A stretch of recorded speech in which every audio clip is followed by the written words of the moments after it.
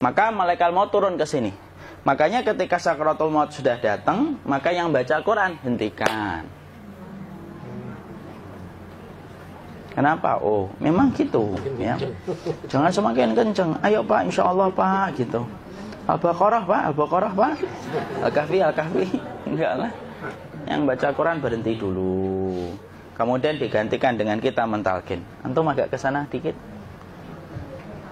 Masya Allah ya. Orang yang meninggalnya kooperatif ini.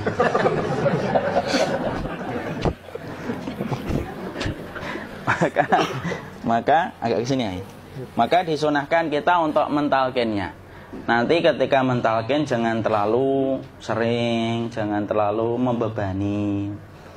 Jangan terlalu sering itu la ilaha illallah, la ilaha illallah. Enggak gitulah. Berat nanti dia ngerasakan. Di situ Imam Qurtubi juga menyampaikan, jangan terlalu sering karena itu memberatkan dadanya. Jadi ketika mentalkin, saya sampaikan, boleh diganti atau enggak Ustadz? Enggak lah, talkin itu ibadah. Ibadah itu tauqifiyah. Tauqifiyah itu enggak usah diganti. Karena Rasulullah mengatakan, lakinu ala mautakum la ilaha illallah. Talkin orang yang meninggal di antara kalian dengan la ilaha illallah. Enggak usah diganti Allah Ustadz yang lebih singkat, lebih pendek. Tidak usah. Subhanallah Ustaz, tidak usah. Kenapa?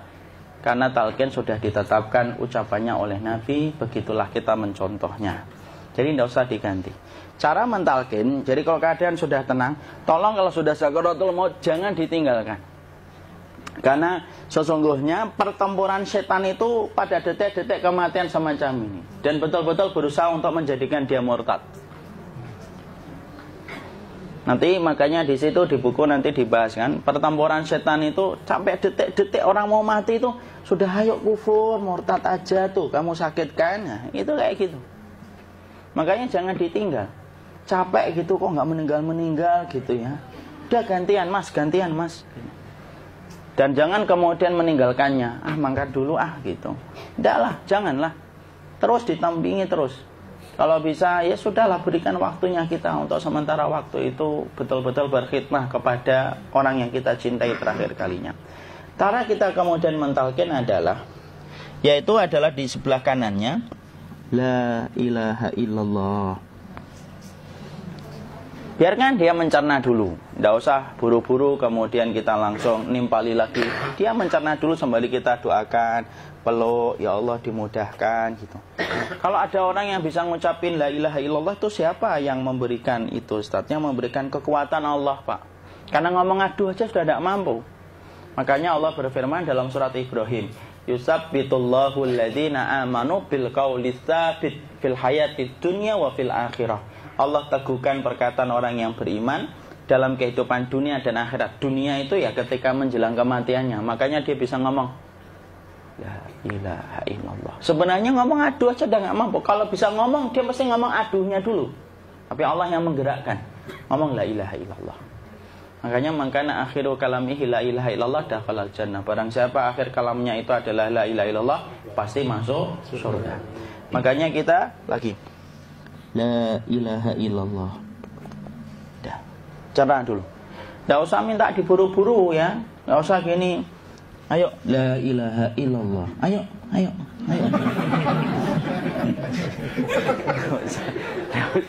Enggak usah gitu. Ya, biarkan dia pelan-pelan gitu. Ayo tapak, ya Allah capek saya Pak. Enggak usah gitu. Dia ucapkan la ilaha illallah. Kemudian dia mencerna. Lalu kalau dia sudah mengatakan, untuk mengatakan la ilaha illallah. Ya, kalau sudah mengatakan la ilaha illallah, berarti sudah. Tidak usah ditalkin lagi, tidak usah.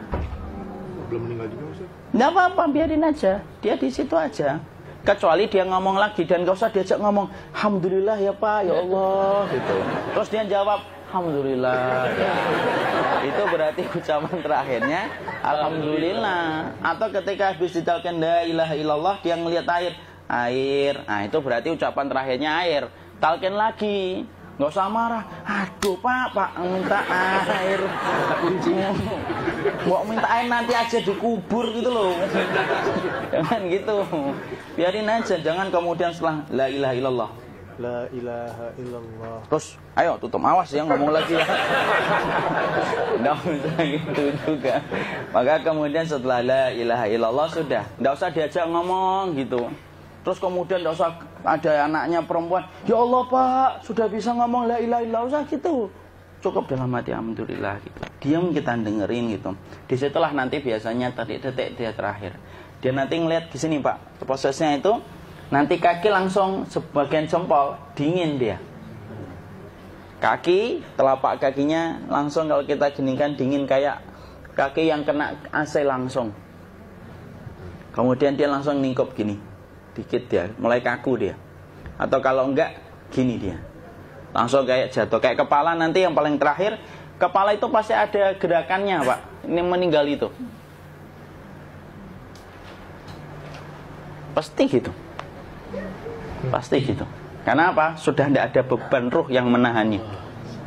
Ya, cabut ya, set pelan, maka kemudian malaikat itu. Tapi tetap sakit lah, walaupun dikatakan ringan, tetap sakit.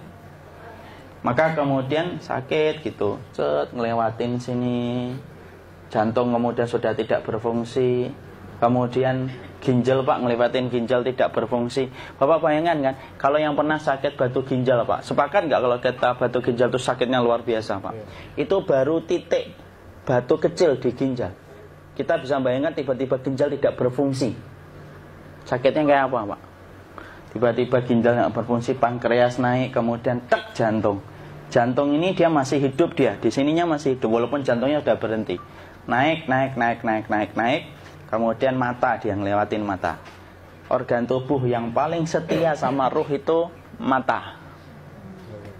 Maka kemudian mata dia ngelihat dia, ngelihat keluarnya, naik dia.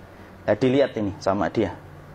Makanya Rasulullah mengatakan innar ruha idza qubida tabi'ahul basar. Ruh itu kalau dicabut, mata itu ngikutin kemana perjalanan ruh itu. Makanya ada yang meninggalnya gini. Ya itu bukan tanda su'ul khatimah. Itu tanda fitrahnya mata ngikutin ruh. Atau kemudian bukanya sedikit. Ada yang kayak senyum Pak. Ada yang kesini yang keringetan. Nah itu tanda husnul khatimah. Ada yang senyum.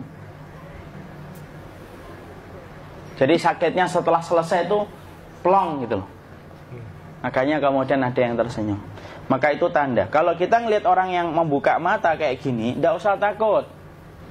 Cepat-cepat kemudian kita nanti tutup. Biasanya kalau terlalu lama, itulah yang menjadikan ini tidak bisa ditutup. Makanya harus pakai kapas akhirnya. Karena apa? Karena pas meninggal nggak langsung ditutup. Biasanya karena perawat takut, dokternya juga nggak tahu itu, dibiarin itu. Makanya ada beberapa mata yang ditutup pakai tensoplas kan? Sebenarnya kalau langsung bisa nutup dia, fitrahnya nutup mata itu. Jadi kemudian kita baca Allahumma firlahu warhamhu wa'afihi wa'fuanhu atau bismillah wassalatu wassalamu ala rasulillah, tutup. Bismillah. Tidak usah takut. Kecuali buka lagi ya, ini baru kita kabur bareng. Kalau buka lagi Pak, insya Allah Pak, ya Allah ya kita kabur bareng-bareng Pak. Diusap Pak, diusap gini. Enggak disenggol gini enggak. Begini kan, sudah meninggal dunia. Tangan boleh begini, boleh diluruskan, tidak ada ketentuannya. Boleh gini, boleh kemudian lurus. Tidak usah disalahin kalau ada yang lurus. Lu itu tangannya gimana sih? Posisikan kayak sholat. Tidak ada perintah kayak gitu. Jadi kemudian dikondisikan saja. Terus maka kemudian dipijit-pijit, akiknya dikeluarin. Kemudian jamnya dilepas, gigi palsunya dilepas kalau ada. Ya. Kemudian apa setelah itu? Coba buku.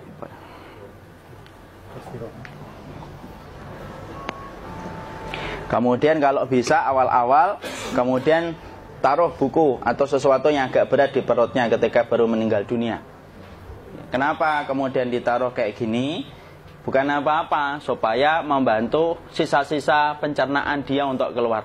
Nanti Pak, biasanya kalau kita taruh agak yang berat gini atau kemudian kita gini-gini kan, ini udah makan belum Maki? Udah makan belum makan kok udah gede ya. Maka pencet-pencet kayak gini biasanya nanti ketika dimandikan, nah pas dimandikan diginikan saja. Aduh. Nah ini dia sudah keluar di belakang, dia gini. Terus nanti keluar dia. Nah ini keluar langsung di belakangnya. Dan memperlakukan orang kalau sudah meninggal dunia itu yang lembut gitu. Kenapa? Inna kasra admil mayyiti kakasri admil hayyi. Mematahkan tulangnya ketika orang sudah meninggal dunia itu lebih dia rasakan sakit ketika mati daripada ketika masih hidup. Tuh Islam itu sampai sama orang mukmin itu kalau sudah meninggal aja sampai selembut itu. Kok hidup kasar itu kebangetan dia jadi orang itu.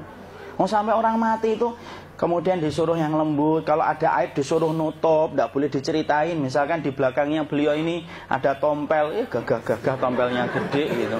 Tidak boleh cerita, Masya Allah loh. Sampai segitunya sunnah itu ngajarin kita untuk nutup aib. Kalau ada orang belajar sunnah sukanya buka aib, nyari-nyari kesalahan orang, sunnah yang mana dia pelajari itu saya bingung. Makanya kemudian gini, setelah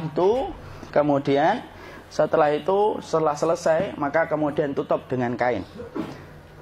Maaf ya, ya. Ya. Nanti kalau nggak kuat napas ngomong ya. Maka ditutup kayak gini, ditempatkan kemudian jangan di tanah tapi di atas dipan. Karena apa? Syekh Abu Malik Kamal Said Salim dalam Sahih Fikih Sunnah menyampaikan supaya tidak cepat busuk. Dia taruh di atas. Kemudian ditutup pakai kain apa saja, ya, sembari nanti kita mempersiapkan tempat mandinya, tempat kafannya dan yang lain sebagainya. Maka kemudian kalau ada yang datang boleh dibuka. Kemudian kita mencium ininya apa? Kemudian keningnya. Kemudian kita berdoa, nutup lagi kayak Rasulullah ditutup. Kemudian yang datang terakhir itu salah satunya Abu Bakar. Dibuka kemudian beliau, ya Allah ya Rasulullah, engkau adalah orang yang percaya hidup dan matimu, dan tidak mungkin Allah itu mematikan engkau 2 kali ya Rasulullah. Maka kemudian ditutup kembali. Saat itu para sahabat dalam keadaan mendung semuanya. Maka disitulah kita lakukan kayak gini. Ditutup gini Ustaz ya. Kasihan tidak bisa nafas, insya Allah tidak butuh nafas lagi. Jadi kemudian kita semacam ini kita persiapkan apa yang bisa kita lakukan. Nah itulah proses kematian dari sakit sakaratul maut sampai kematian.